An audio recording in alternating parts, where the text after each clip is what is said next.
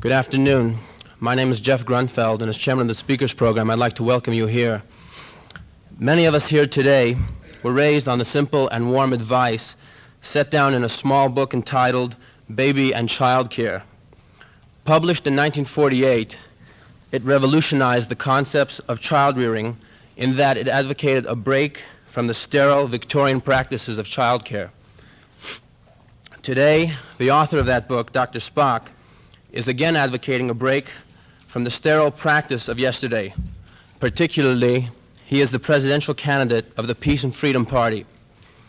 Their platform includes measures that are long overdue in America: a complete cessation of hostilities in Indochina, a reform of the inequitable tax structure, and the passage of the Equal Rights Amendment for women. It's been said that a man who loves children and runs for president can't be all bad.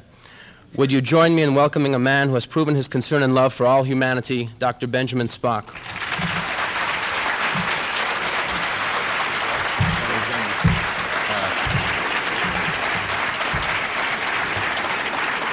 Thank you.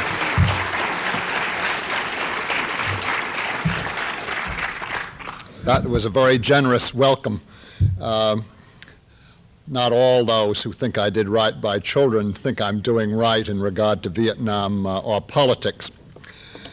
I, as you probably could guess, voted Democratic and from time to time worked for Democratic candidates from 1928 until 1966.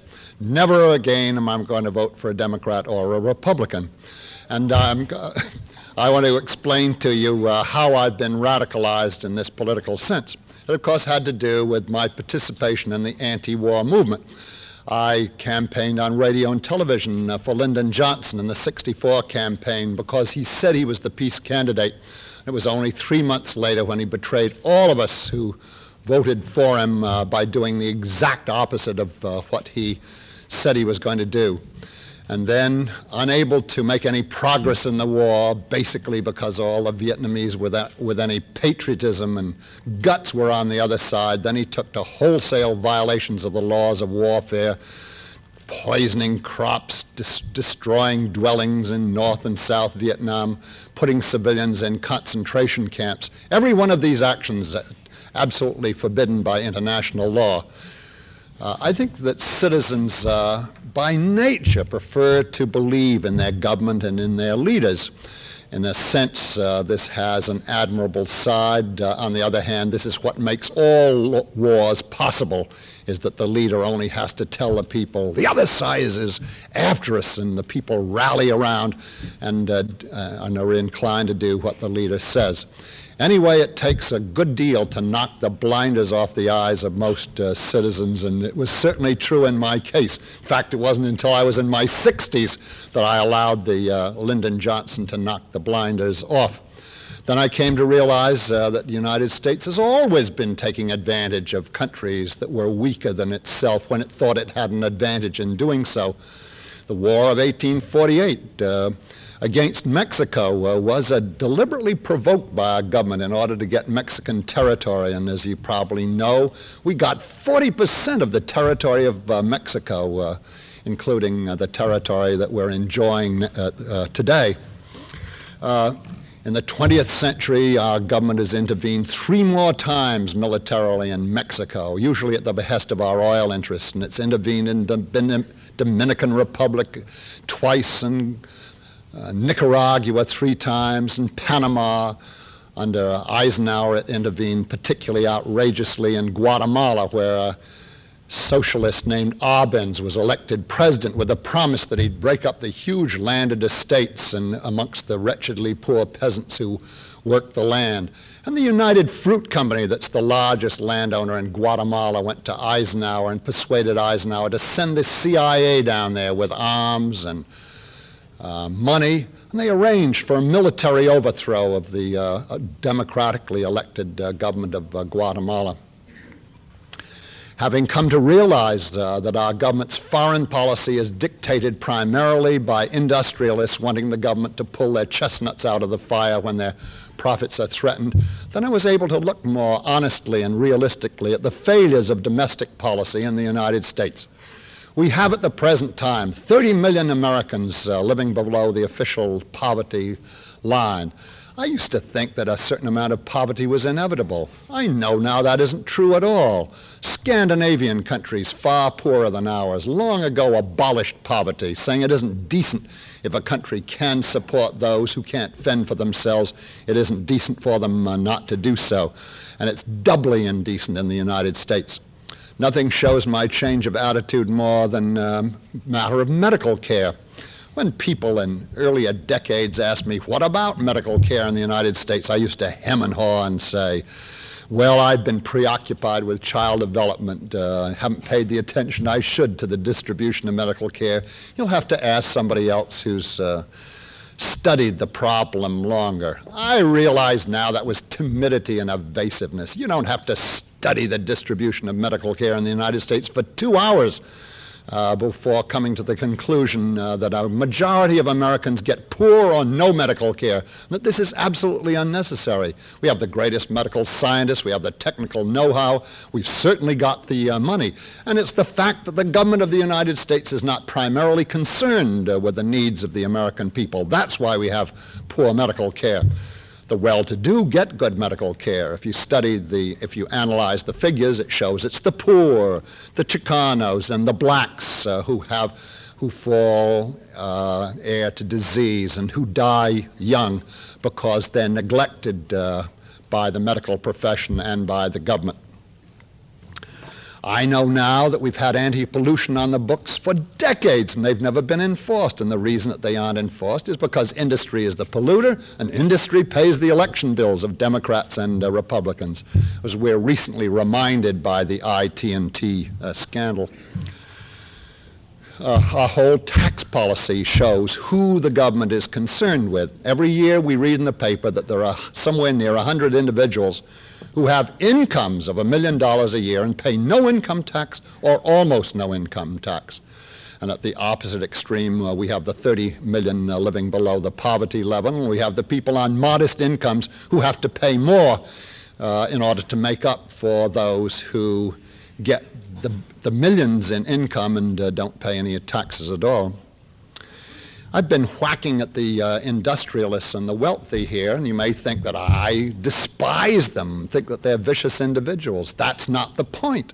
It isn't that they're vicious, they're actually kindly people in their own families. They get their children's teeth straightened, and they give their children music lessons, and they contribute in general quite generously to the community chest. The problem is they have what's called in medicine tunnel vision. Tunnel vision is being able to see only what's right in front of your eyes, and then you miss all the rest of the picture whatsoever. Tunnel vision for industrialists is maximal profits. That's the name of the game. That's what they were brought up to expect to do. That's how they're judged by their peers. That's how they judge themselves.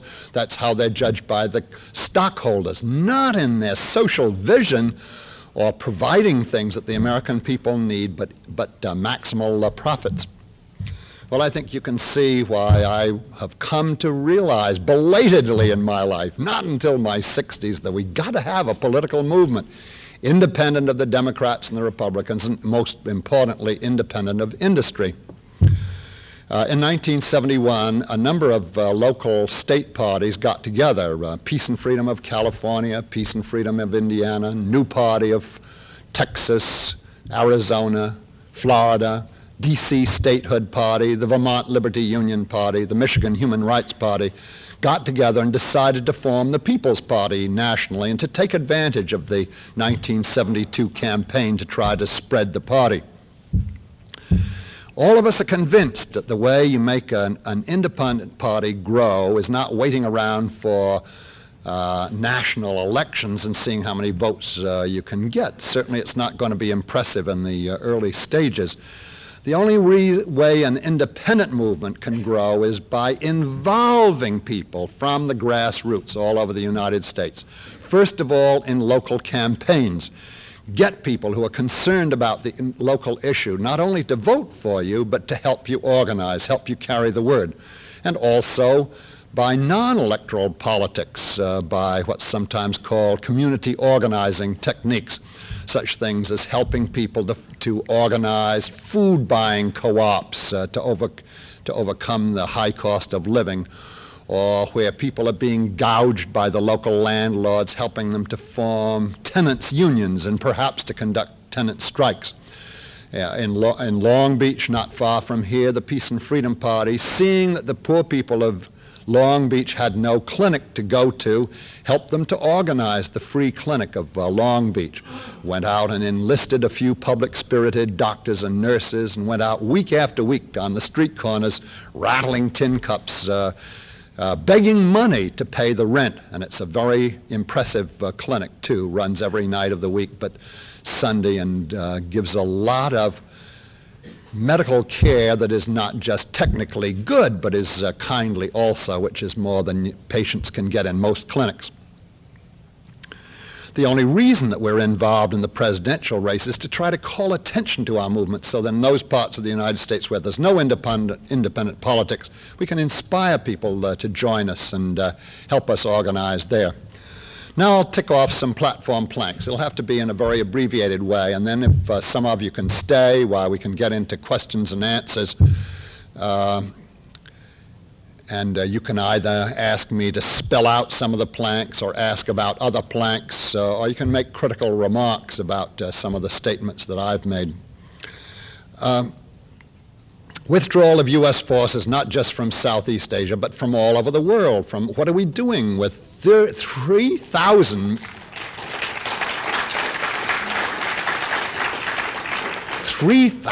military bases on foreign soil in more than 30 foreign countries? I used to think at the end of World War II that those were for the defense of the United States and its allies. I don't believe that anymore. That's part of the determination of our Defense Department, our government generally, and our industry to dominate the rest of the world as much as possible. Let's save 2/3 of the Defense Department budget, not just 1/3 as George McGovern proposes. And with that $60 billion, we can do a lot for the American people. Let's close all the tax loopholes. The Brookings Institute says the favors granted to the wealthy since the income tax was first introduced, by boring loopholes and then quietly enlarging them, now amount to $77 billion a year. Add that to the $60 billion, that gives you $137 billion. We would also put a limit on income of $50,000 take-home pay. This is not just because we're jealous of those who have $1 million incomes, and it's not just because if some are excused from their taxes at the rich end of the scale, those at the modest end have to pay more. Primarily, it's to keep a few individuals from amassing such enormous amounts of money, and with it such enormous power, that they not only control the whole productive machinery of the United States, but can buy the government and then send the government into Southeast Asia and into Africa and into Latin America again and again, trying to pull industries' chestnuts out of the fire. Well, we also say 50, for the same reason, 50,000 limit on inheritance. If the government is going to be able to take care of your health needs, your welfare needs, all your educational needs, nobody needs to inherit more than $50,000. Free, good quality medical care for all the American people as a right. A minimal family allowance of $6,500 a year for a family of 4. And then if there is somebody in that family who's able to work, and this is true only for a small minority of the families on welfare, he should be able to raise the family income above the $6,500 level.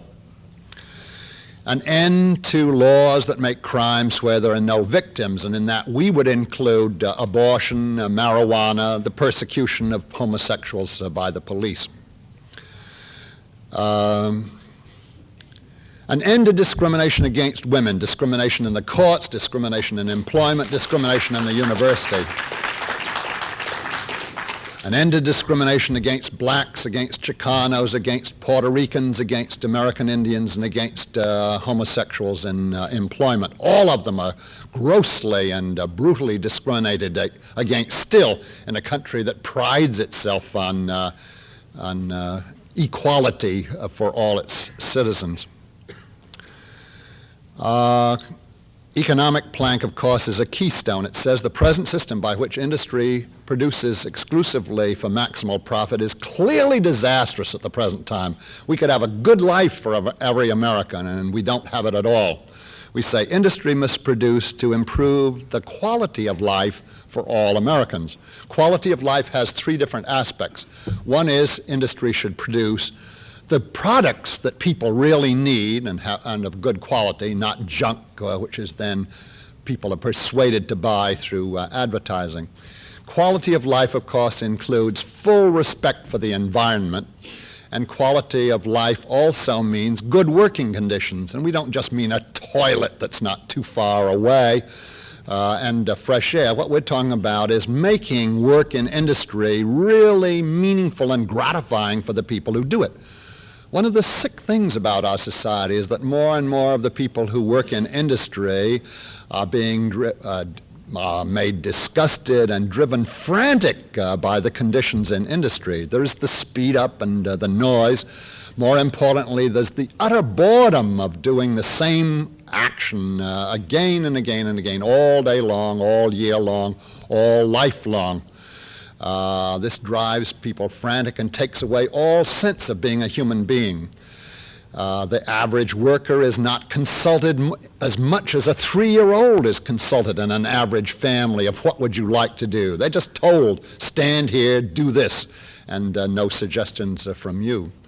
And I think that what we tend to forget in an industrialized society like ours is that in simpler parts of the world, people get enormous gratification creatively out of their work. If they're molding pots to cook in or to store food in, they try to make them beautiful, and they not only are things of beauty, but they get enormous gratification while they're making them.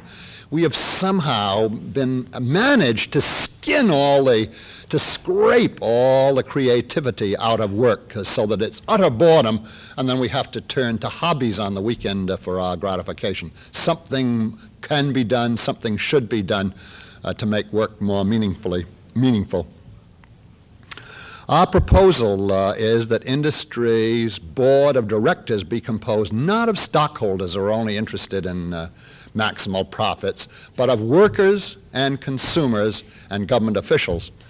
And we say, and here we're different from other radical parties, we say not a big bureaucracy in Washington, however well-intentioned, that tries to say what should be made and how it should be made. We say break industry down into neighborhood units, such as it used to be composed of, and then have the board of directors composed of the workers who work in that particular factory and the consumers who live in that particular neighborhood, so they can have direct control over this important institution that influences their lives. Then we broaden this concept of neighborhood control. It runs all through our platform. We say not only neighborhood control of industry, neighborhood control of the police. It shouldn't be possible in a big city for the police department to send into, for instance, the black community or the Chicano community, white police, many of whom will have prejudices against blacks or Chicanos, who may therefore humiliate them and abuse them. We say the people in every neighborhood, and that includes the university neighborhood, should choose their own police, so that the police have a natural sympathy with the people of the neighborhood and treat them with respect. We say that as far as health services are concerned, poor people who don't have a car shouldn't have to go by 2 buses and take 2 hours to get to the nearest huge clinic where they're often usually treated like cattle. Health facilities should be broken down into small, friendly units, and where the staff know the patients and furthermore call them by name, and where the patients have a reasonable chance to see the same doctor every time that they go there. Privileges that we take for granted if we're middle class and can go to a private doctor, but privileges which poor people practically never have in regard to medical care. We say neighborhoods should be integrated, but that after neighborhoods are integrated, the people of every neighborhood should be able to control their own schools. The people of the neighborhood who are concerned with schools are at least the elementary school level, are the parents and the teachers. Those are the ones who should have the say, not ultimately a board of education miles away, usually composed of prominent businessmen. And at the university level, we say neighborhood control means control by the students and by the faculty. I think many people who are shocked at that idea forget that back in the Middle Ages, the students alone controlled many of the universities. The students hired the faculty, and if they found them boring, they fired them again and hired somebody else. One sees even more clearly the wrongness of the Board of Trustees or the Board of Regents when you come to the university level. Again, these are prominent, usually wealthy businessmen. We say, why should that entitle a person to be a Solon as far as what education should be? The fact that a man's been able to make a pile of dough. In fact, there's plenty of evidence that these aren't the people who understand what the educational process is for.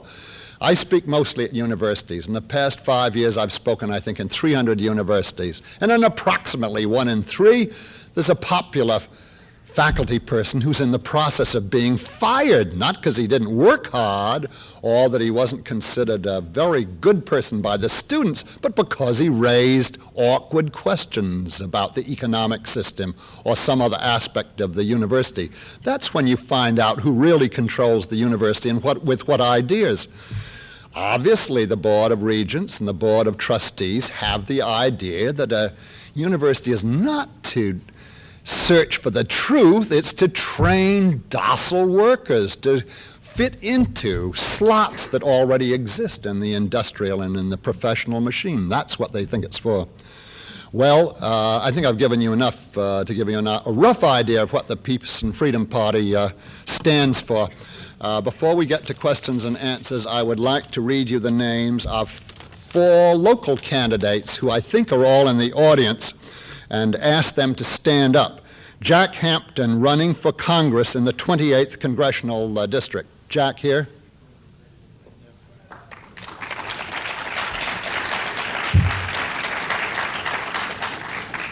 Ben Perrick, running for State Senate in the 25th District. Eric Garris, running for the Assembly in the 61st District. Mike Timko, running for Congress in the 26th District. Now I'm ready for questions. You'll notice that I've given a very one-sided and rather arrogant presentation. I've not only changed my politics, I've changed my whole personality since I became involved in the anti-war movement. I used to say carefully, cautiously, on the one hand, on the other hand. I consider briefly on the other hand, but if I think it doesn't amount to a hill of beans, I don't waste my time presenting it. Yeah, just line up around here. I've realized now you can't go through life balancing on a wire, never being willing to take a position. You gotta make up your mind and take the consequences. Anyway, I ask you to be just as arbitrary or arrogant as you want in asking me questions. Yes. Yes. I see. After this, would those who want to raise questions move up to a microphone so the audience can hear? While they're doing that, you tell me your question and I'll see if I can transmit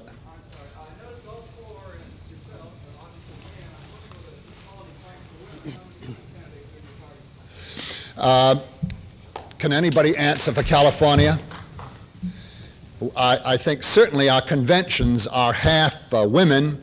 About a third of our shadow cabinet are women. We try to involve women, we think, but maybe we have the usual blindness and don't give women the... Can anybody answer for California Peace and Freedom? What? I don't hear an answer. Maybe we can get somebody up here to... Oh, he is. Okay. We have booklets of the three other parties on the ballot in the state of California, other than the two major parties that have listing of all offices and candidates, and a good number of them are women. And they are available at the back of the room without charge. You mean it's just accidental that these four happen to be men in this particular region? Another question. Somebody at the mic. Where is the mic? Over there somewhere? Unfortunately, I'm blinded by this light. Okay, next person. With regards to your foreign policy, I believe it was plank number 1, you would withdraw all American troops from overseas. Right. Now, I assume that the Soviet Union does not have a Dr. Spock running for office, and they will not withdraw all their troops from overseas. And they do have troops overseas for specific purposes. Now, if, for example, now you believe that does not present a danger, I assume, or else you wouldn't have the plank. Now, any contingency might arise. For instance, the Soviet Union might decide that West Berlin is a danger to their security, and they might decide, well, it's time to finish the job, and it's rightfully theirs from the Second World War, and they would just roll in. Yeah. Now, what would you say about a situation I'd like say, that? first of all, we don't condone, we condemn the imperialist arrogance of the Soviet Union in the Baltic countries, the Balkan countries, and going into Czechoslovakia twice, and going into ruthlessly into Hungary. But what we say is that the United States, when you add it all up, has been the most aggressive country since World War II, and we want to end our country's aggression. This is the only aggression we can surely end. Let the other countries of Europe defend themselves. Certainly we believe America should continue with a Defense Department, though we think that $30 billion a year, when we already own enough nuclear arms to kill everybody in the world 100 times over, will be enough. We'd say that it is the United States, by surrounding the Soviet Union with dozens of military bases and surrounding China with military bases, that keeps them alarmed and keeps them feeling that they've got to defend themselves by controlling the countries that are immediately around them. And we'd say it's the United States' involvement in the Middle East, sentimentally on the side of Israel, but through oil also on the side of the Arabs, that this is what makes the Soviet Union feel that it needs to come into the Middle East. And we'd say Vietnam is an example of how America can become misled. We claim that we had to go into Vietnam in 1954 to keep South Vietnam from going communist. Well, no China had come into Vietnam at that time. The United States was the aggressor. It was the United States that went into Vietnam. We say what we're doing is kidding our own people by pretending that we are the non-aggressor and that the Soviet Union and China are the aggressors. And what it turns out is that we are more aggressive than they. And we say, let's quit it. Take care of our own people. We say that the countries of Europe can defend themselves against the Soviet Union. If they don't, why, it's not our business to be in there. We say the best way we can strengthen our country ultimately vis-a-vis a communist regime is showing what a success we can make of the system in the United States. And we're making a mess of things in the United States while we interfere all over the world and squander $90 billion a year trying to dominate the rest of the world. That's the best answer we can give.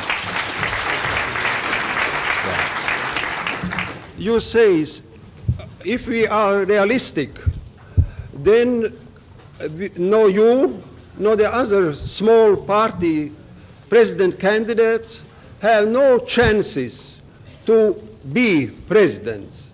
Is then right when McGovern is now very questionable to be elected to ballot for McGovern or not for you? If some 10,000 is difference only between McGovern and Nixon, who will be then the most responsibility that the so-called less of the evil, the McGovern will not be president. Yeah. That will be the big evil. The Nixon will be the president.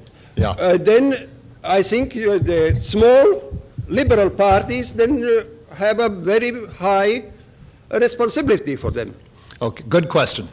I have to face it at least 10 times a day, and have ever since George McGovern forged to the front. There are several answers. I have to answer at several levels. One, we think it's unfortunate that in the United States nobody takes seriously any other party than the Republicans and the Democrats. It's like the World Series. People want to hoop it up when it comes to the presidential campaign, and you want to be on the winning side, or the side that's almost the winning side.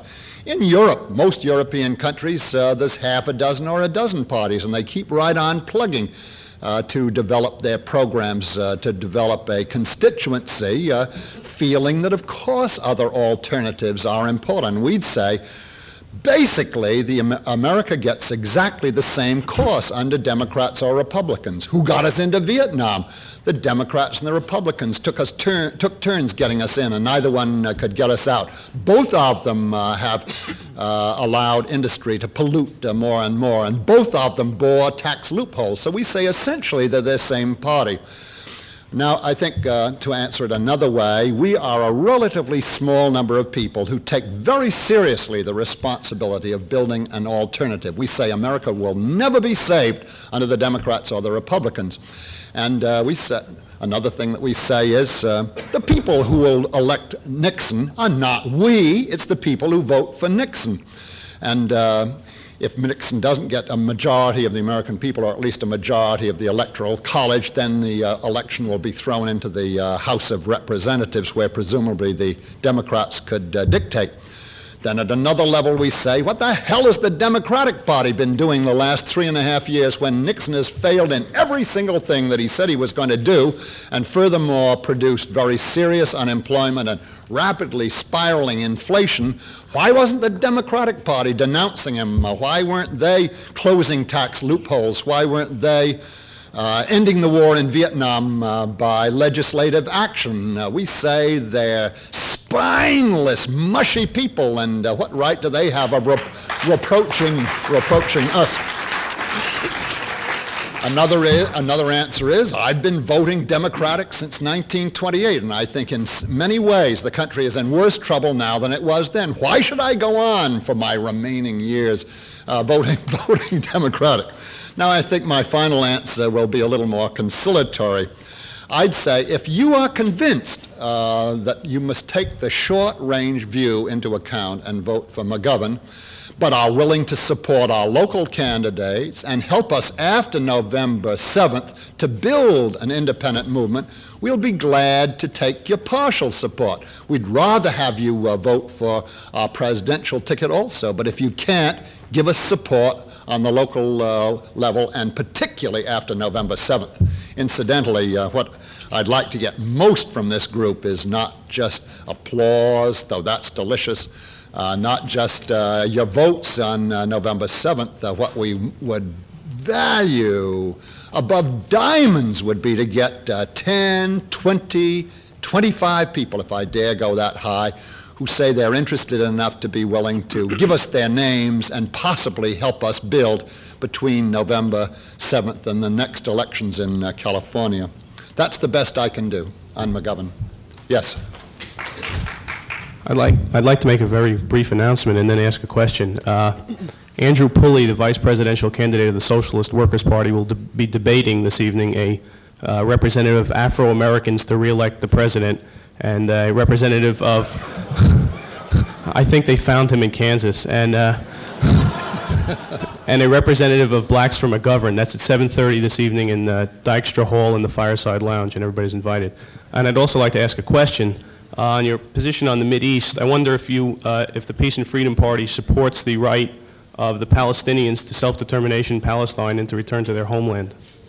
We have no platform on the Middle East, and I think considering how complex the situation is with rights and wrongs on both sides, I think it's probably just as well, if evasive for us not to have a plank on the Middle East.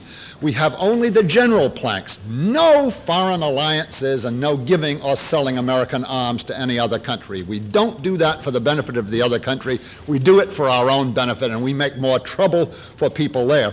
I would say one possible way of putting it is that Israel and the Arabs, including the Palestinian Arabs, might have sooner gotten to a solution negotiated between themselves if the United States hadn't come in with its power on one side and the Soviet Union on the other. Yes. Well, I'd like to ask two questions. Really, they're I think they're somewhat related. One at a time, please. I can only remember one thing at a time. Okay. Well, first of all, you mentioned your stance on crimes without a victim. And in the same breath, you mentioned, as many other liberals tend to do, the right to voluntary abortion. And as a pediatrician, I'd like to hear your defense of this statement. For example, why you can. I know there are people. Unborn fetus. I know there are people who, for religious or other ethical reasons, do not believe in abortion, saying that that is murder of a kind. We would only say leave that to the individual. That the state should not forbid abortion. But if people, for religious or ethical reasons, don't want abortion, then let them not have it. Well, that is the basic question, though.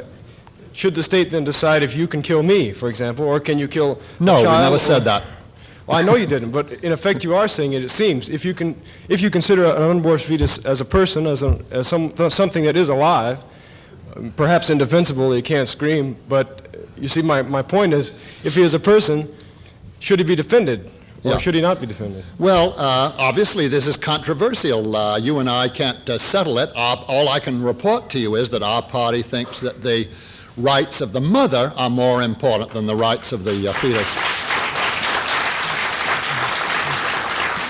But we're not trying to ram that down anybody's throat. We just say that's our own philosophical conviction. Okay. The second the second part was you also mentioned that in one vein, a decentralization of power, and that is returning to neighborhood control.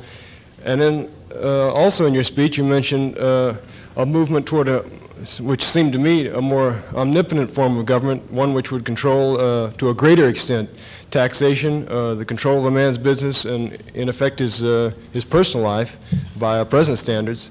And it seems to me a little inconsistent.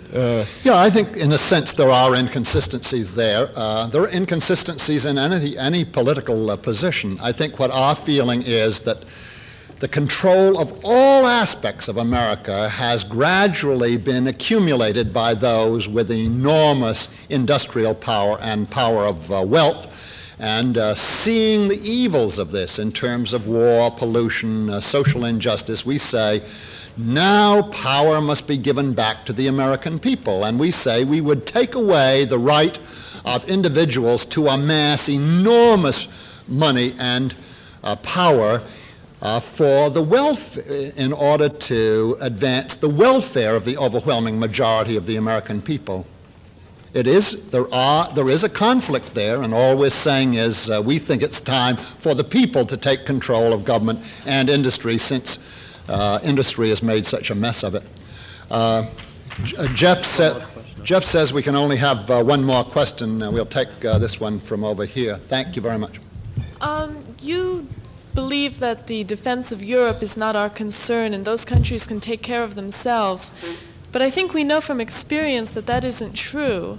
And I want to know if you don't believe it was our moral obligation to stand up for Europe and the Jews in Germany in World War II. Didn't we have to intervene then, and wasn't it a moral thing to do? We certainly believe that in the United Nations, and we say the United Nations could be 3 times as strong and have 10 times the prestige if the United States would use the UN the way it promised to use the UN, in a just, impartial way. The United States has used the UN by referring to it only those disputes in which it was pretty sure it could embarrass the other side, and has been able to keep out of the UN such issues as Vietnam, where it was afraid of being embarrassed itself. So we say let nations defend themselves, but also use the UN, and let us set the right example. in using the UN. Now, as far as World War II is concerned, it seems to us that the United States should have been, at least it seems to me, the United States should have been in the League of Nations and should have been using the League of Nations in the way the League of Nations was set up. We kept out of the UN, of the League of Nations. Then when the foreign minister of the Soviet Union, Litvinov by name, when Hitler began to come to power, he appealed to France, England, the United States, for God's sake, let's get together and hold Hitler back. And our three governments laughed at the Soviet Union because they thought that Hitler would turn on the Soviet Union, that those two nations would fight each other to exhaustion, leaving France, England, the United States stronger than ever. I certainly think it was absolutely horrible what Hitler did to the Jews, but I think that the answer for that is not to let the United States go around doing things like Vietnam. Why is it wrong for Hitler to destroy the Jews, but perfectly all right for the United States to destroy the Vietnamese people?